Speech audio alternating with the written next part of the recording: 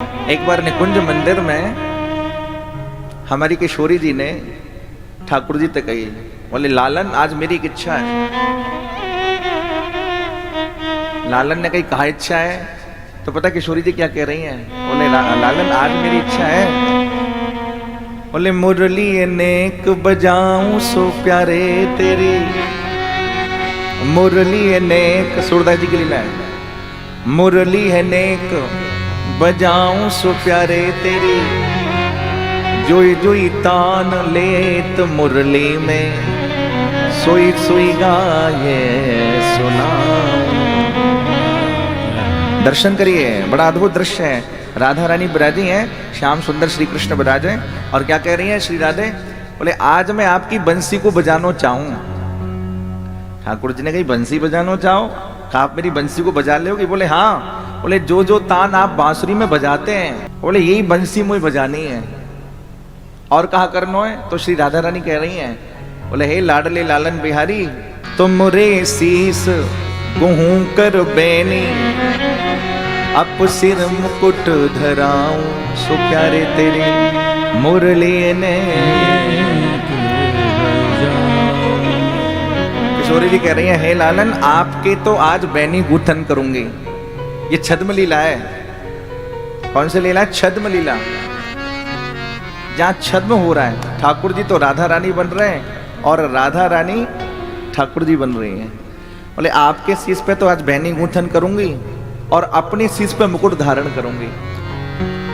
दर्शन करिए, क्या सुंदर लीला है। सूरदास जी गा रहे हैं। ठाकुर जी ने पूछी, हे श्री राधे आप कहनो कहा चाहो? तो किशोरी जी ने कही मैं एक बात कहना चाहूं, ओ सूर श्याम तुम बन हो राधिका।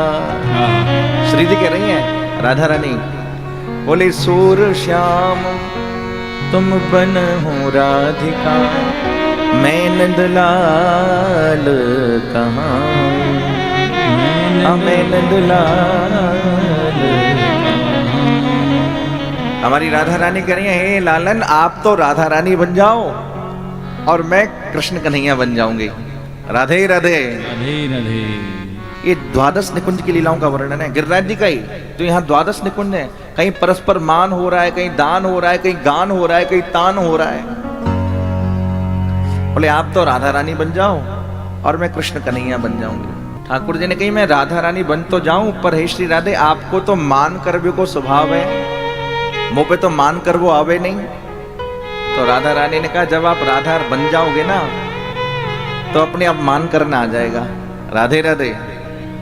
ऐसा कहकर के राधा रानी ने ठाकुर जी के हाथ से बांसुरी छीन ली और अब बांसुरी बजा रही है। सूरदास जी गा रहे हैं, बंसी लइए करसों छीन और ताज समय की छवि बरिन न जावे चतुर नार प्रवीण। बांसुरी को छीन लिया राधा रानी ने और अब बांसुरी को बजा रही हैं। अच्छा जब राधा रानी बांसुरी को बजा रही हैं तो बंसी बज नहीं रही है।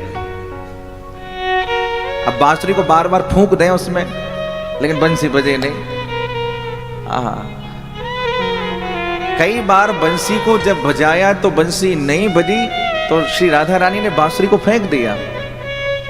बोले लालन ये कैसी बांसुरी बजाई नहीं है? तो पता है ठाकुर जी ने क्या कहा?